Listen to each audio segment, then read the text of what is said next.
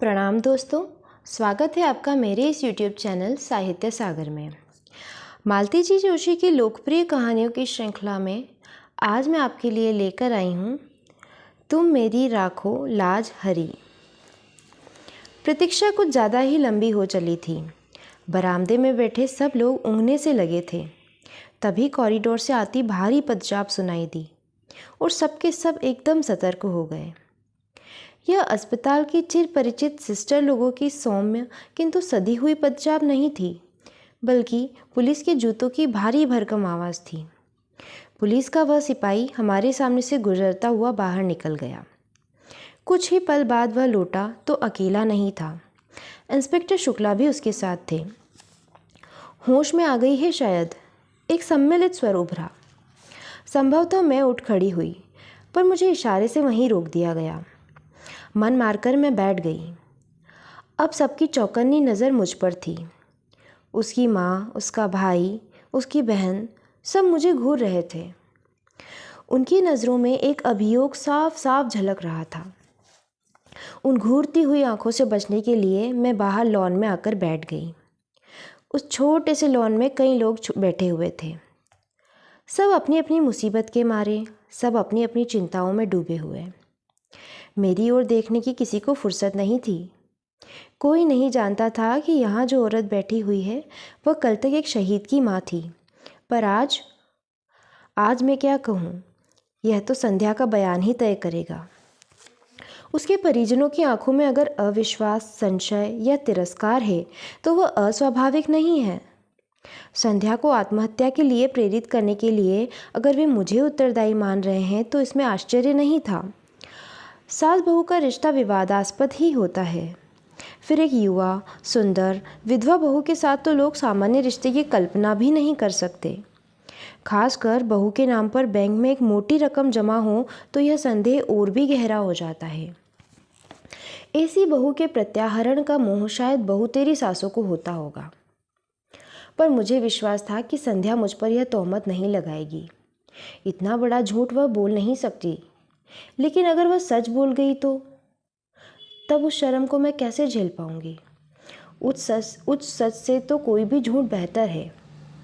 मैं तो परमात्मा से प्रतिक्षण यही मना रही हूँ कि भले ही वह मुझे कटघरे में खड़ा कर दे, पर सच ना बोले। कल सुबह से मैं यहाँ अस्पताल में बैठी हूँ। खबर पाते ही बम्बई से उसकी माँ और भाई तथा दिल्ली से उसकी बहन आ पहुँची है। मेरी बेटी सविता भी लखनऊ से चल पड़ी है। अड़ोसी पड़ोसी नाते रिश्तेदार अस्पताल के चक्कर लगा रहे हैं। बारी बारी से आकर कुशलक्षेम पूछ रहे हैं, चाय नाश्ते की पेशकश कर रहे हैं। पर सविता के पापा शर्मसार होकर घर में ऐसे दुबक गए हैं कि एक बार झांकने भी नहीं आए। लोग समझ रहे हैं कि जवान बेटे की मृत्यु से वे इतना टूट गए हैं कि अब किसी नई त्रासदी का सामना करने की उनकी हिम्मत नहीं है। घर में बैठकर वे सबकी सहानुभूति और आदर बटोर रहे हैं और सारी जद्दोजहद से गुजरती मैं उनकी नफ़रत झेल रही हूँ। संदेह भरी नज़रों से छलनी हो रही हूँ। इस हादसे के बाद मैंने प्राणपण से चाहा था कि संध्या अपने परिवार में वापस लौट जाए। मैंने बार बार यह संकेत दिया था कि हमें उसके रुपए पैसे में कोई मोह नहीं है। वह सब कुछ अपने साथ ले जा सकती है। उसके वहाँ रहने पर भी इस घर पर, यहाँ की धन संपत्ति पर उसका हक बना रहेगा। अपना बुढ़ापा हम अकेले काट लेंगे, बस हमें इस जिम्मेदारी से मुक्त कीजिए। इस जिम्मेदारी के चलते तो मैं बेटे के लिए रोना भी भूल गई थी। जब उन लोगों की ओर से कोई पहल नहीं हुई तो मुझे ही निर्णय लेना पड़ा। सविता के साथ मैंने उसे पूरे साजो सामान के साथ बम्बई भेज दिया। उसके बैंक खाते के स्थानांतरण की व्यवस्था भी कर दी। लेकिन 15 दिन भी नहीं बीते थे कि वह बैरंग चिट्ठी की तरह लौट आई। साथ में उसकी माँ भी थी। समधिन ने हाथ जोड़कर कहा, बहन जी, आपका इतना बड़ा घर है, लड़की कहीं भी पड़ी रहेगी, आपकी सेवा करके ज़िंदगी गुजार देगी। यह घर तो उसी का है, वह जब चाहे यहाँ आ जा सकती है। मैंने तो आपने कुछ अच्छा ही सोचा होगा, मैं जानती हूँ। घर की बात बाहर नहीं उछालनी चाहिए, पर आप तो अपनी हैं, आपसे क्या छिपाना। इसके पिता की मृत्यु के बाद उस घर में बहू का राज हो गया है। राज क्या है, पूरा रावण राज है। हम माँ बेटी ने कैसे दिन गुजारे हैं मैं जानती हूँ, इसलिए मैंने इसकी पढ़ाई भी पूरी नहीं होने दी। जल्दी शादी कर दी। सोचा था अपने घर में सुख से रहेगी, पर भाग्य में हो तब तो। उसकी शादी के खर्च को लेकर बहू जब तब ताने देती है। अब अगर वह हमेशा के लिए आ गई तो वह हमारा जीना मुश्किल कर देगी। लेकिन वहाँ रहने की ज़रूरत ही क्या है? हम लोग एक अच्छा सा फ्लैट ले लेंगे, आप उसके साथ बनी रहिए, हमें भी फिक्र नहीं रहेगी। लेकिन मैं तो सब दिन बैठी नहीं रहूँगी। उसके बाद बहन, हम भी कोई अमर पट्टा लेकर नहीं आए हैं। जाना तो हमें भी है, और जितनी जल्दी जाएं उतना अच्छा, पर जाने से पहले उसका ठिकाना करके जाना है। अच्छा घर वर देखकर उसकी शादी कर देनी है। इतनी बड़ी पहाड़ सी जिंदगी वह अकेले कैसे काटेगी? तो बहन जी, यह काम भी आप ही कर सकती हैं। भाई साहब आपके साथ हैं, मेरे पास तो कोई साधन भी नहीं है। इसके भाई भाभी लालच में आ गए तो दूसरी शादी भी नहीं होने देंगे। ज़िंदगी भर इसके पैसों पर कुंडली मारकर बैठ जाएंगे। आपको अपने बेटे पर ज़रा भी एतबार नहीं है? बेटा अपना है तो क्या हुआ, बहू तो पराए घर से आई है। बेटा भी अब उसी की आंख से देखता है, उसी के कान से सुनता है। अपना दिल दिमाग सब उसके बीवी के पास गिरवी रख छोड़ा है। इसके बाद कुछ कहने का सवाल ही नहीं था। एक कोशिश मैंने और की थी। उसकी डॉक्टर बहन के सामने भी प्रस्ताव रखा था। यूँ तो वह संध्या से 10 साल बड़ी थी, पर बहन बहन ही होती है, कुछ तो लगाव होगा ही। हमारी तुलना में तो वह ज़्यादा अपनी होगी। हम लोगों का साथ ही कितना था, कुल जमा 1.5 साल। उससे भी आधे दिन वह पति के साथ या फिर पीहर में रही थी। लेकिन उसकी बहन ने भी मेरा अनुरोध स्वीकार नहीं किया।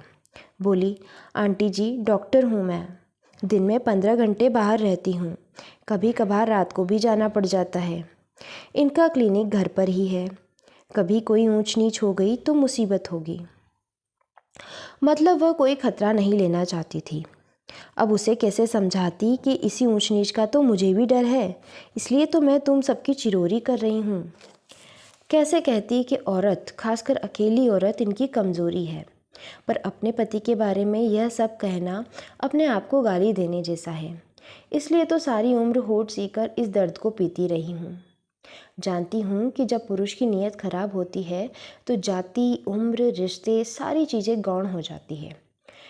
इसके चलते मैंने कितनी नौकरानियों को भुगता है, मैं ही जानती हूँ। रिश्ते की बहनों और नंदों को मैंने मजबूरन चौकीदारी की है। पड़ोसिनों से भी कभी दुआ सलाम के आगे संबंध नहीं बढ़ने दिए।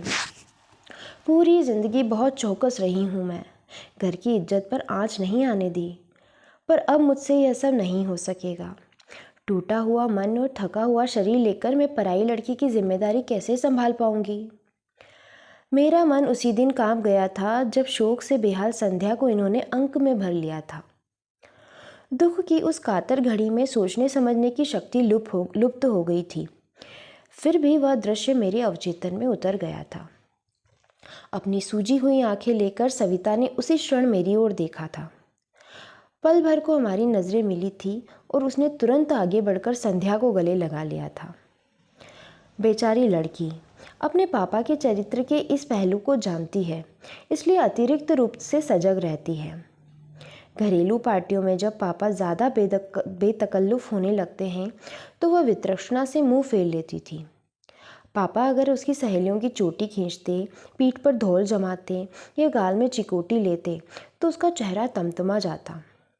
मुझसे अक्सर कहती, मम्मा स्कूल में आप ही आया करो, पापा बिना बात के मैम की साड़ी वाड़ी की तारीफ़ कर देते हैं, बड़ा ऑकवर्ड लगता है। मैंने कितनी बार कहा है कि हम लोग अंग्रेज नहीं हैं। हमारे यहाँ किसी महिला के कपड़ों की तारीफ़ करना, हेयर स्टाइल या चूड़ी बिंदी पर कमेंट करना अच्छा नहीं समझा जाता, पर इन्होंने कभी मेरी बात नहीं मानी, उल्टे मुझ पर बिगड़ते रहते हैं। हर बात का गलत मतलब निकाल लेती हूँ, तुम्हारा तो दिमाग ही खराब है।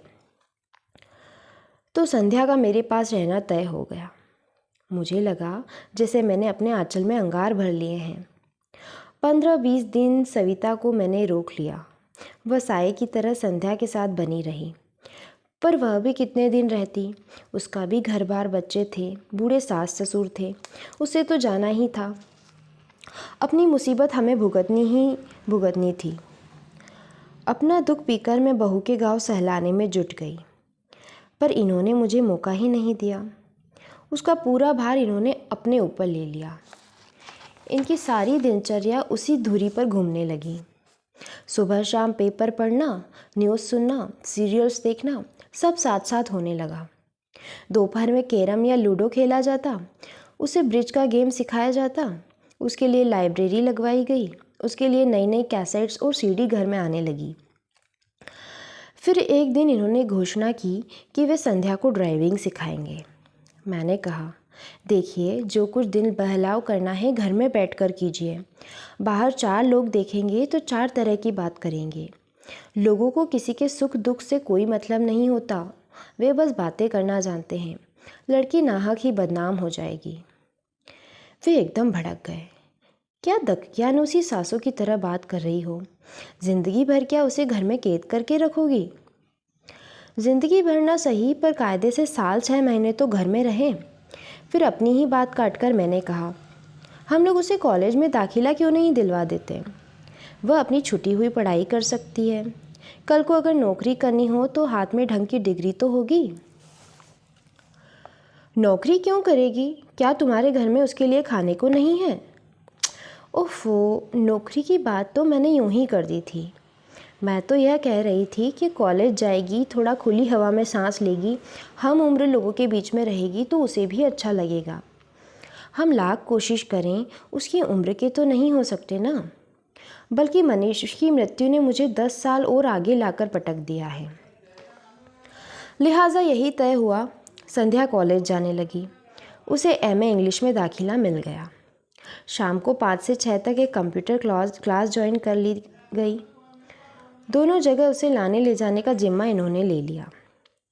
मैं कहती, उसे एक स्कूटी ले दो ना, इस उम्र में यह बेकार काम कब तक ढोएंगे?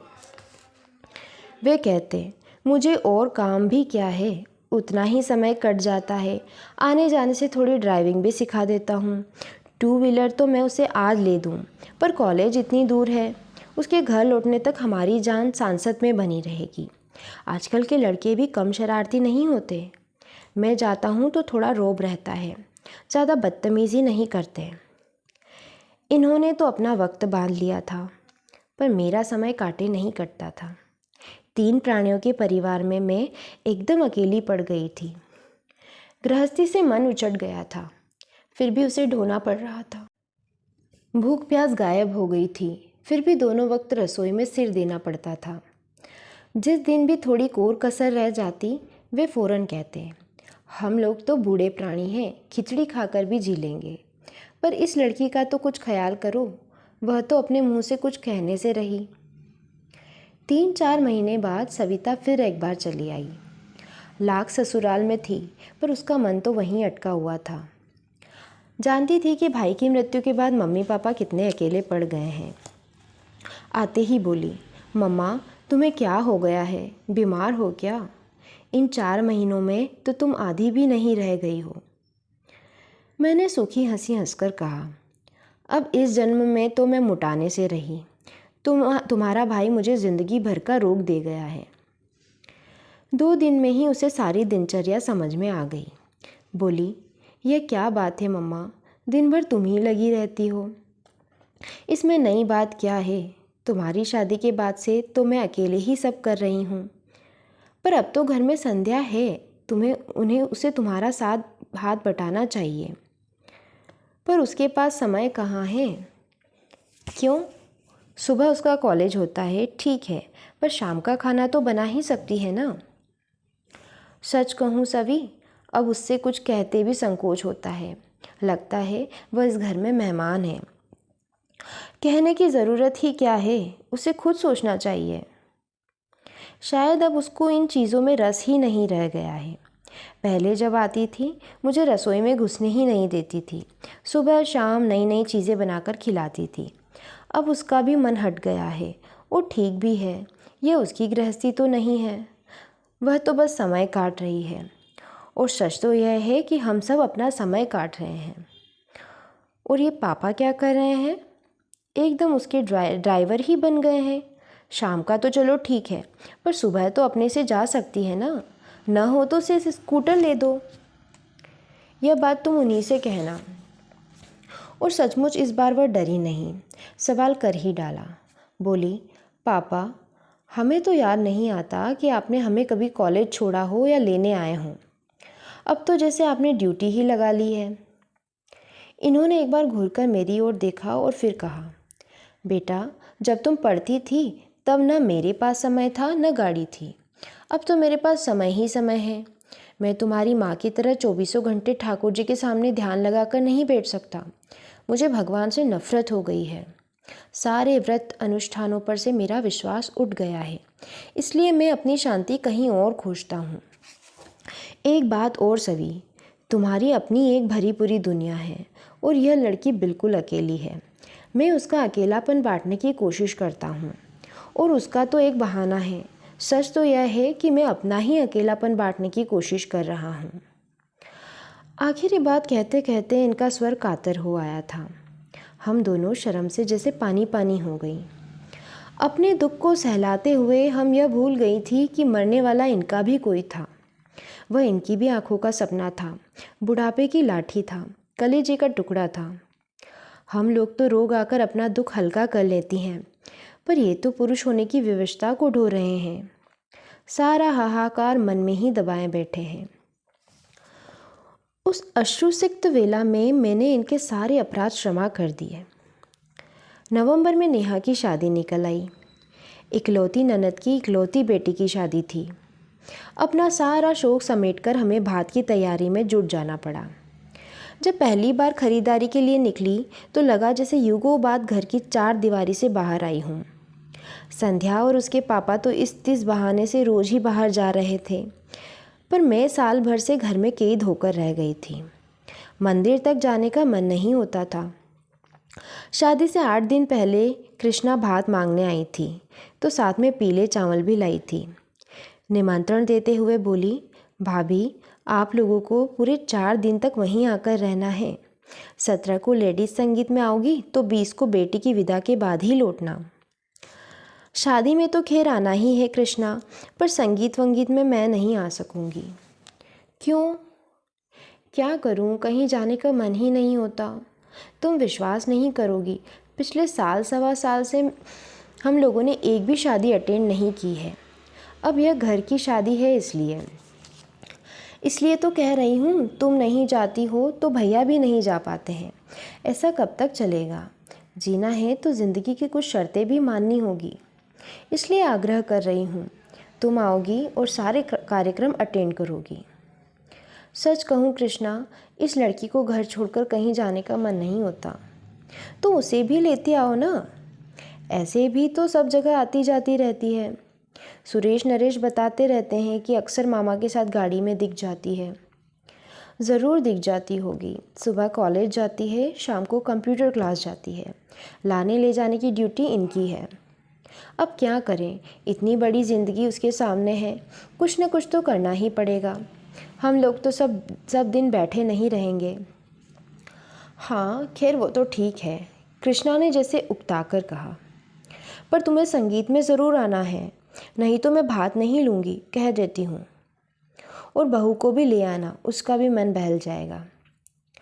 तुम ज़रा अपने से कह देती, मैंने दबी ज़बान में कहा, पर कृष्णा ने ध्यान नहीं दिया। बहुओं को इतनी लिफ्ट देने के पक्ष में वह नहीं थी। बोली, तुम लोगों से कह तो दिया, वह क्या तुमसे अलग है? कभी कभी 2 शब्द भी लोगों को कितने भारी पड़ जाते हैं। बड़ी मुश्किल से संध्या को राजी किया जा सका। उसके बाद दूसरी समस्या सामने आई। मम्मी जी, मैं क्या पहनूं? यह बात नहीं है कि उसके पास कपड़ों की कमी थी। वह तो रोज़ ही बाहर जा रही थी, अपनी मनपसंद पोशाक और मनपसंद रंग पहन रही थी। मैंने कभी टोका टाकी नहीं की, मेरा तो उस ओर कभी ध्यान भी नहीं गया। पर यह प्रसंग अलग था और इस बात को संध्या भी समझती थी। वहाँ उसे एकदम वैरागिन बनाकर तो नहीं ले जाती, फिर भी कुछ सतर्कता बरतना ज़रूरी था।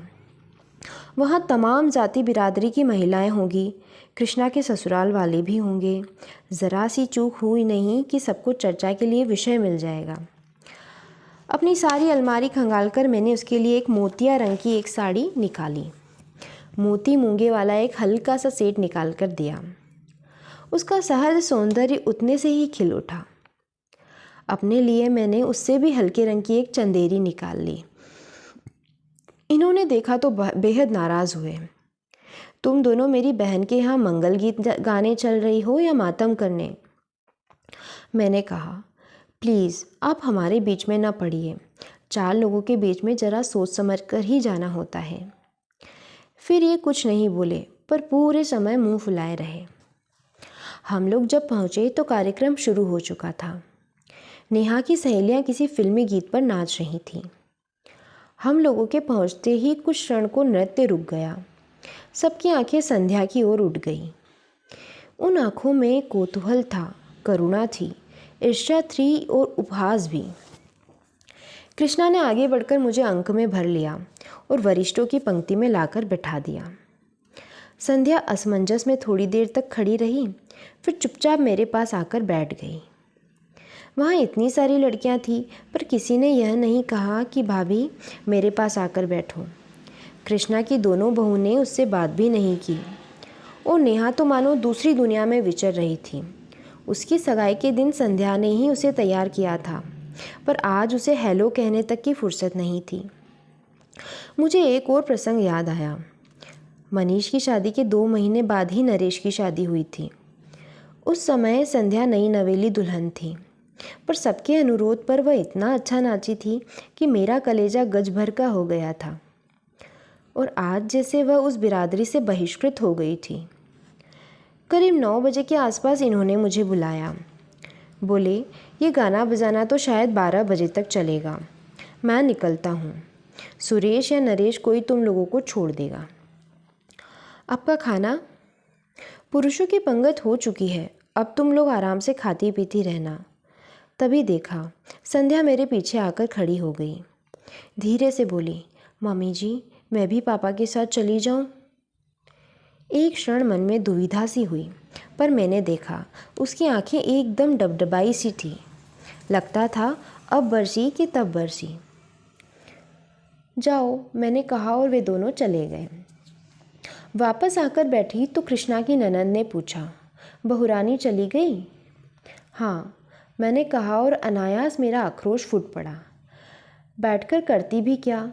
न उसे मेहंदी रचानी थी, न महावर लगवाना था, न गाना गवाना था, न ठुमके लगाने थे। जिसके लिए आई थी वह तो अपने में ही मगन है। उसने भाभी की ओर झांका भी नहीं। सुरेश नरेश की बहुएं उससे ऐसे छिटक रही है जैसे छू जाएगी तो अनर्थ हो जाएगा। इतनी लड़कियां हैं यहाँ पर, किसी ने पास बैठने तक के लिए नहीं कहा। बेचारी बड़ी बूढ़ियों के बीच बैठी रही। वह तो आने के लिए कतई तैयार नहीं थी। मैं ही ज़बरदस्ती लिवा लाई और अब पछता रही हूँ। नाहक उसके घाव हरे कर दिए। और यह सब कहते हुए मैं पता नहीं कब सुबकने लगी। घाव संध्या के ही नहीं, मेरे भी हरे हो गए थे। मनीष की मृत्यु का यह नया पहलू अपने भयावह रूप में मेरे सामने आया था और मैं दहल गई थी। उधर कृष्णा की जिठानी भुनभुना रही थी। शादी वाले घर में रोकर अजगुन कर रही है, इन्हें किसने बुला लिया? मैंने बुलाया है, कृष्णा ने कड़क कर कहा। भाभी है मेरी, नहीं आ रही थी, फिर भी मैं ज़िद करके लाई हूँ। क्या पता था?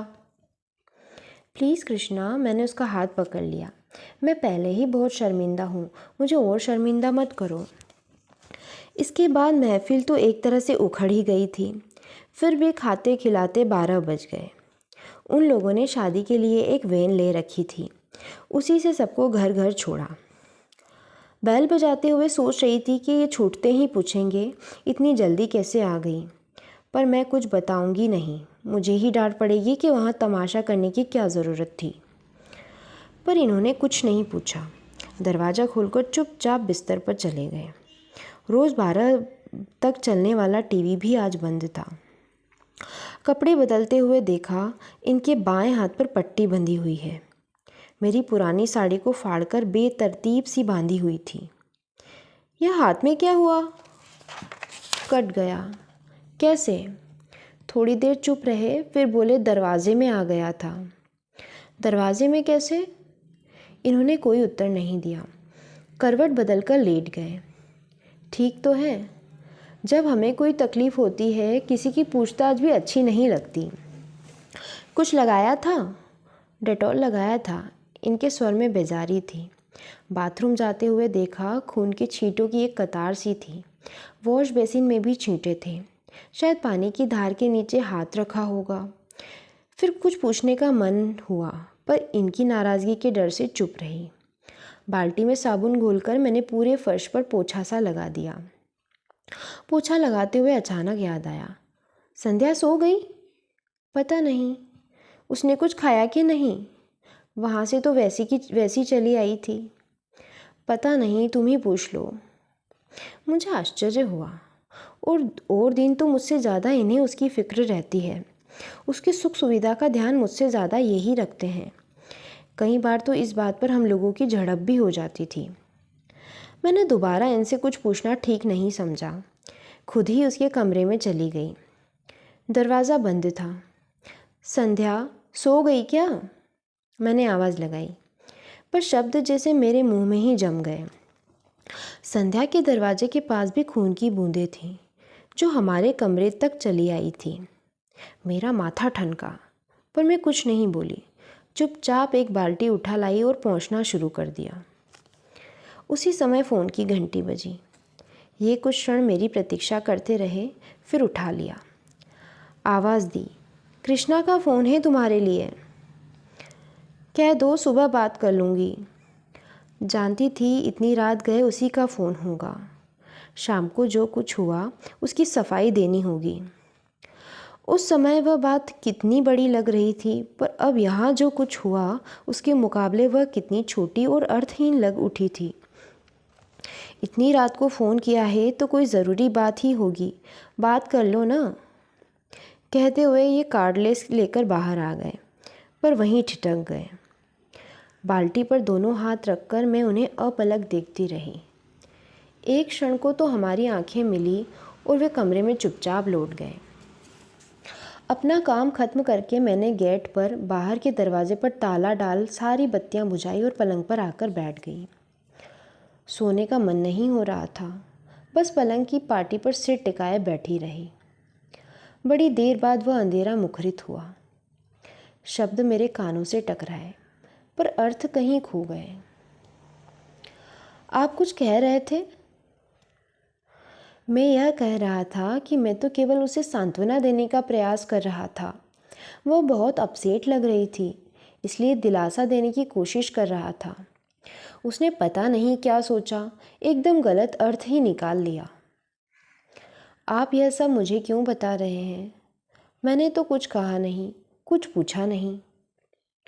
अभी बाहर तुमने जिस तरह मेरी ओर देखा था ना, उसके बाद क्या कुछ कहना शेष रह जाता है? क्या तुम्हारी आंखों की भाषा में पढ़ नहीं सकता? शायद इन्हें भी किसी किस्म की दिलासा चाहिए था, पर मेरा मन ही नहीं हुआ। चुपचाप पीठ फेर कर लेट गई। भीतर एक अंधड़ सा उठ रहा था। प्रश्नों के बवंडर उठ रहे थे। सांत्वना देने उसके दरवाजे तक जाने की क्या ज़रूरत थी? ऐसा आपने क्या कर दिया कि उसे आपके मुंह पर दरवाज़ा बंद करना पड़ा? ऐसी आक्रामक तो वह कभी नहीं थी। और आप कह रहे हैं कि उसने गलत सोच लिया। इस बचकाने विधान को मैं कैसे मान लूं? कोई भी औरत इस मामले में गलती नहीं कर सकती। छोटी बच्ची भी इस स्पर्श की भाषा को बखूबी समझती है, फिर चाहे वह स्पर्श नौकर का हो, दोस्त का हो, सहकर्मी का हो। औरत इसे परखने में कभी गलती नहीं करती। ईश्वर ने स्त्री को यह अद्भुत सहज ज्ञान प्रदान किया है।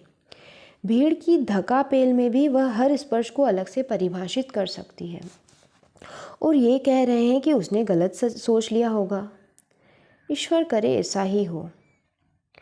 उस रात मैं मना रही थी कि वह यहीं ठहर जाए। इस रात की सुबह कभी न हो और मुझे संध्या का सामना न करना पड़े। पर अपना चाहा सब कहाँ होता है। घड़ी के कांटों के साथ रात धीरे धीरे सरकती रही। रोज की तरह सुबह की किरणों ने दरवाजे पर दस्तक दी। इन किरणों के साथ दूध वाला, कचरे वाला, काम वाली, नल सभी ने अपनी आमद दर्ज की। मजबूरन उठना ही पड़ा। संध्या का कमरा बंद था। मैंने राहत की सांस ली और किचन की ओर बढ़ गई। चाय बनाकर इन्हें जगाया। चेहरा काफ़ी उतरा हुआ लग रहा था। यह अपराध बोध था या दर्द? वैसे हाथ भी काफ़ी सूजा सा लग रहा था। रात भर ज़रूर परेशान रहे होंगे। और कोई वक्त होता तो इतनी हाय तौबा मचाते, न खुद सोते न मुझे सोने देते, पर इस बार तो मुझे पता ही नहीं चला। 8 बजे कृष्णा का फ़ोन आया। वह मुझसे बात करने को व्यग्र थी, पर मैंने मौका ही नहीं दिया। कृष्णा, अच्छा हुआ तुमने फ़ोन कर लिया, मैं बस अभी करने ही वाली थी। तुम्हारे यहाँ कार्यक्रम कितनी बजे है? तुम्हारा कार्यक्रम है भाभी, जब तुम आ जाओ। तो 9:30-10 ठीक रहेगा ना? ऐसा करो, सुरेश नरेश किसी को भेज दो। तुम्हारे भैया के हाथ में चोट आ गई है, ये ड्राइव नहीं कर पाएंगे। और तुम तो जानती हो कि रिक्शा के लिए यहाँ कितना दूर जाना पड़ता है। फिर इनसे कहा, आप तैयार हो जाइए, 9:30 बजे हम लोग चले चलेंगे। मेरा जाना क्या बहुत ज़रूरी है? इनका स्वर थका हुआ था।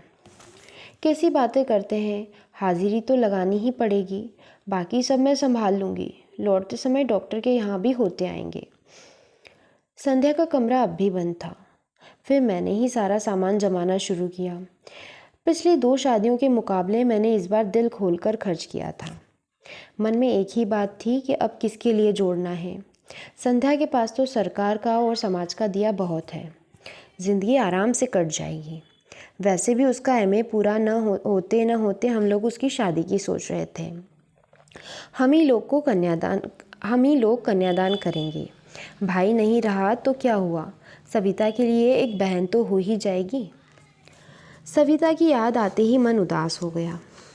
आज मैं कृष्णा के लिए इतना कर रही हूँ, कल को सविता के बच्चों की शादी होगी तो कौन खड़ा होगा? उसकी सास की बाईपास न हुई होती तो सविता आज यहाँ होती, तब वह भी मेरी तरह उदास हो जाती। ठीक 9 बजे नरेश गाड़ी लेकर आया। संध्या का कमरा तब भी बंद था। जब तक ये तैयार हुए, मैंने और नरेश ने मिलकर पूरा सामान गाड़ी में जमा दिया। जाने से पहले इसे जगा तो दूँ, कहकर मैंने संध्या के दरवाजे पर दस्तक दी। 2-4 आवाज़ें भी न दी, पर कोई जवाब नहीं आया। क्या बात है, इतनी देर तक तो कभी सोती नहीं, पहली बार मुझे थोड़ी चिंता हुई। नरेश, कल रात वहीं से लौटकर कमरे में जो सो गई है, बाहर ही नहीं निकली है, कहीं तबीयत तो खराब नहीं है? नरेश का चेहरा फक पड़ गया। आजी जी के स्वर में बोला, मामी जी, कुछ ऐसी वैसी बात हो गई तो प्लीज़ हमारा नाम मत लीजिएगा। मम्मी बता रही थी कि कल कुछ लफड़ा हो गया था। आप तो जानती है, शादी ब्याह में सब चलता ही रहता है। वह बोलता जा रहा था और मेरा दिमाग ऐसी वैसी बात पर ही अटका हुआ था। ऐसी वैसी बात का मतलब? पर उसके कुछ कहने से पहले ही मतलब मेरे मन मस्तिष्क में कौंध गया। आशंका से मैं कांप उठी। नरेश, किसी तरह दरवाज़ा खुलवाओ। वह कैसे खुलवाता? उसने कंधों से धक्का दिया, घुटनों से जोर लगाया, पर दरवाज़ा टस से मस नहीं हुआ। फिर उसने कहा, स्क्रू ड्राइवर हो तो दीजिए, मैं बोल्ट खोलने की कोशिश करता हूँ। तुम दरवाज़ा तोड़ दो, मेरा धैर्य अब टूट चुका था। अनिष्ट की आशंका से मैं सहम गई थी, पर दरवाज़ा तोड़ना क्या इतना आसान था? मैं, नरेश, मेहरी सब जोर आजमा रहे थे। मोगरी, हथौड़ी सबका उपयोग हो रहा था। शोर सुनकर पड़ोस के शुक्ला जी भी आ गए। उनकी भी मदद ली गई। बड़ी देर बाद थोड़ी सी फांक मिली तो धड़कते दिल से मैंने सबसे पहले पंखे का मुआयना किया। वह बंद था। फिर भी मैं राहत की सांस नहीं ले सकी, क्योंकि कमरे का सन्नाटा बड़ा अशुभ लग रहा था। बड़ी देर बाद दरवाज़ा भरभरा कर गिरा तो हम लोग तेजी से भीतर दाखिल हुए। पलंग पर वह निस्पंद लेटी थी।